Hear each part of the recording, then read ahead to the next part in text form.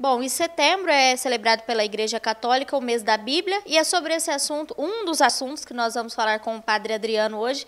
Eu recebo ele aqui em nossos estúdios. Padre, essa é a semana que encerra o mês de setembro, dia 30 já terminamos, o ano tem passado rápido, inclusive. E me explica uma coisa, por que o mês da Bíblia, Padre? Então, primeiramente, os meus mais sinceros agradecimentos a todos da equipe da TV Direta, né? A pessoa aqui da Brenda e do Rafael, sempre muito gentis e acolhedores. Bom, como você disse, né, para nós católicos, o mês de setembro é um mês dedicado à Bíblia.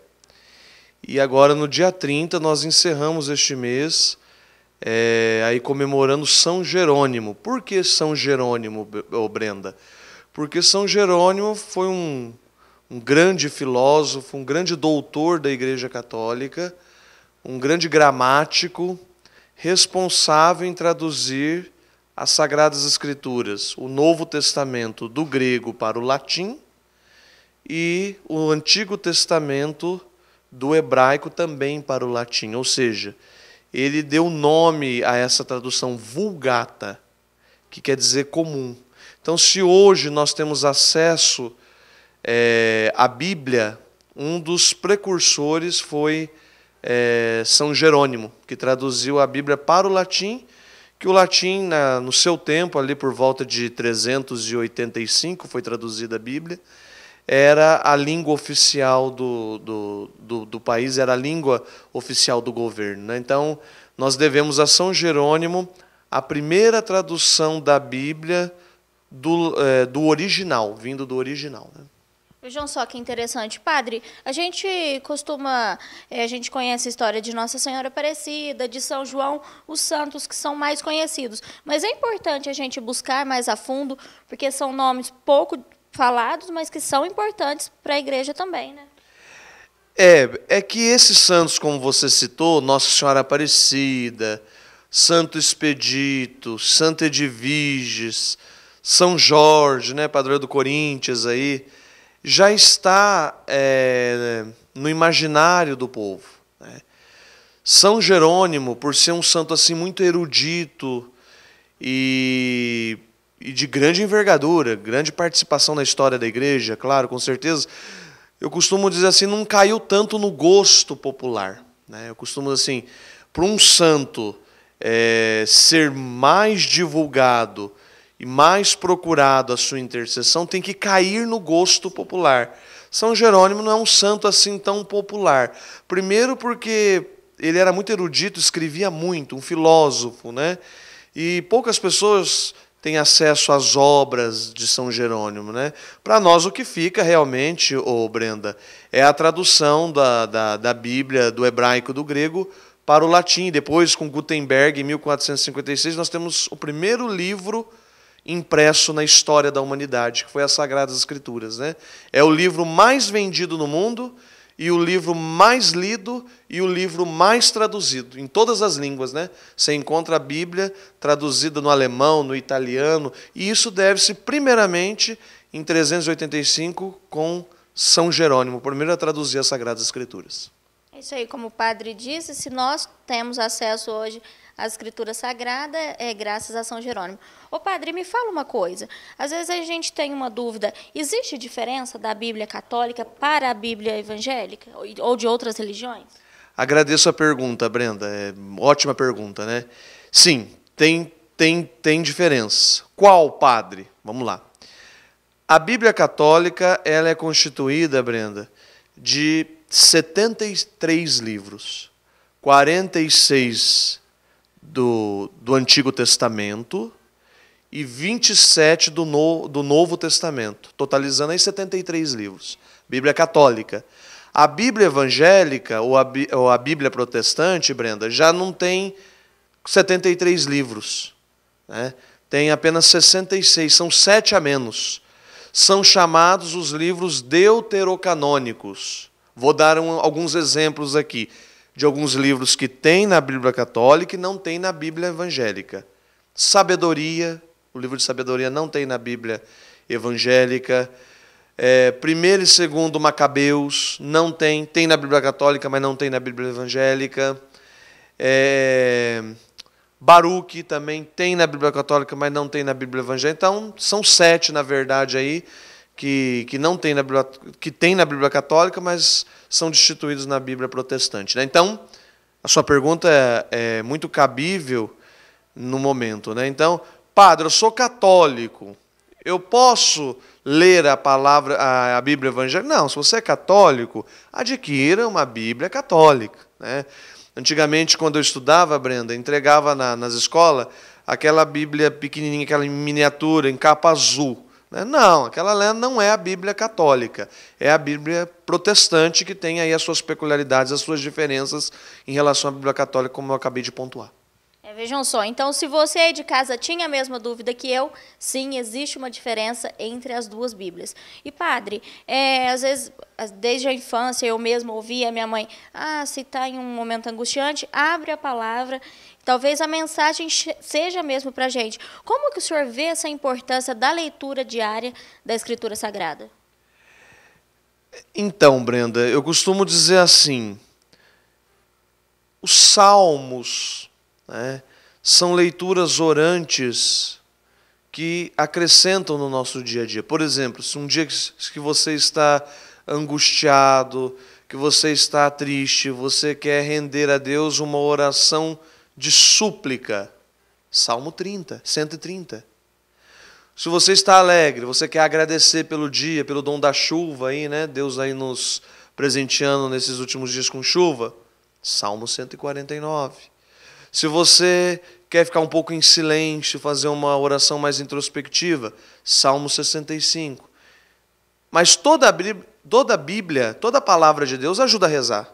Mas eu costumo assim, indicar os salmos, né? Dentro aí desses momentos, seja de angústia, de agradecimento ou de silêncio, né? Uma outra questão também que muitos trazem, Brenda. Padre, eu gostaria de ler a Bíblia inteira. Por onde eu começo? Nunca comece pelo Antigo Testamento, que você vai desanimar, né? Você começa ali em Gênesis, muitos nomes difíceis, técnicos, muitas terminologias complicadas. Então, por onde eu começo, padre? Começa pelos evangelhos, que são 4, né, Brenda?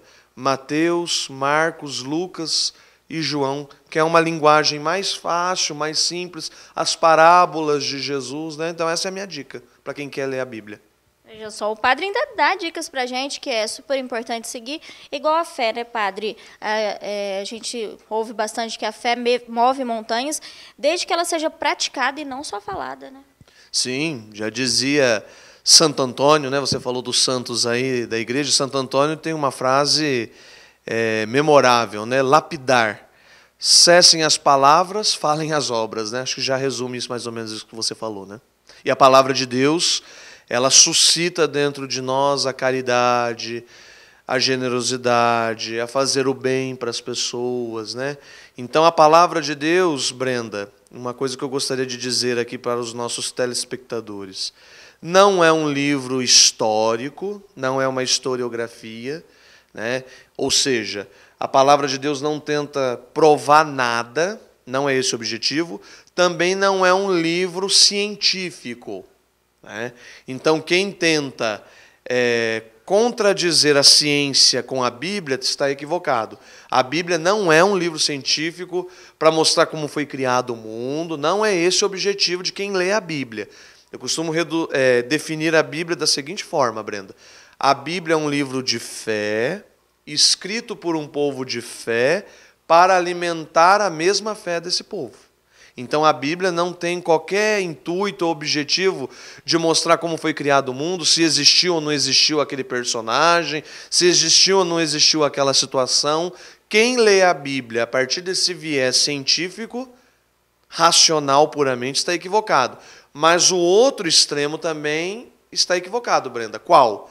Ler a Bíblia de um modo fundamentalista, né? Infelizmente, há alguns outros irmãos nossos de outras denominações religiosas que leem a Bíblia de forma fundamentalista, radical, que a gente chama de letrismo, né? Pega a letra pela letra e quer moralizar os outros, quer julgar os outros, quer condenar os outros.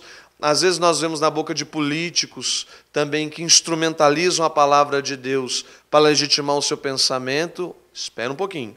A Bíblia não é para legitimar pensamento, a Bíblia não é para legitimar falas de políticos. Esse não é o objetivo da Bíblia, e muito menos um livro histórico ou científico. É um livro de cabeceira, como você mesmo apontou, para ser rezado, para alimentar a fé de nós cristãos.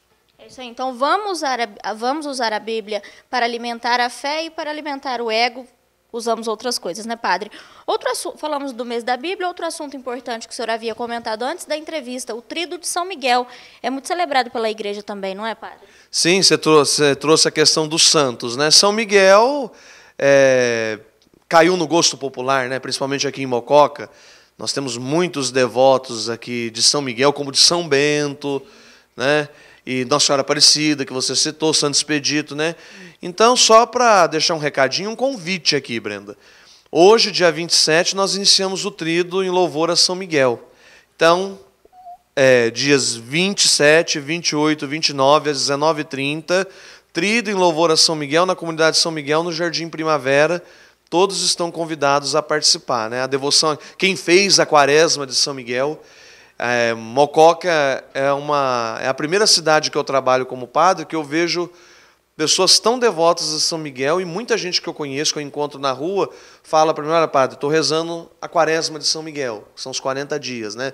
Vai lá, acende a vela, faz a novena de São Miguel, reza a quaresma de São Miguel. Então isso é importante, né? Então você que fez a quaresma de São Miguel, dia 29, antes de São Jerônimo, nós vamos celebrar São Miguel. Você é convidado a participar do nosso tríduo, agradecer pela sua perseverança nessa quaresma de São Miguel e pedir a intercessão dos arcanjos, né? Miguel, Rafael e Gabriel. É isso aí, padre. Quero agradecer pela sua presença aqui conosco.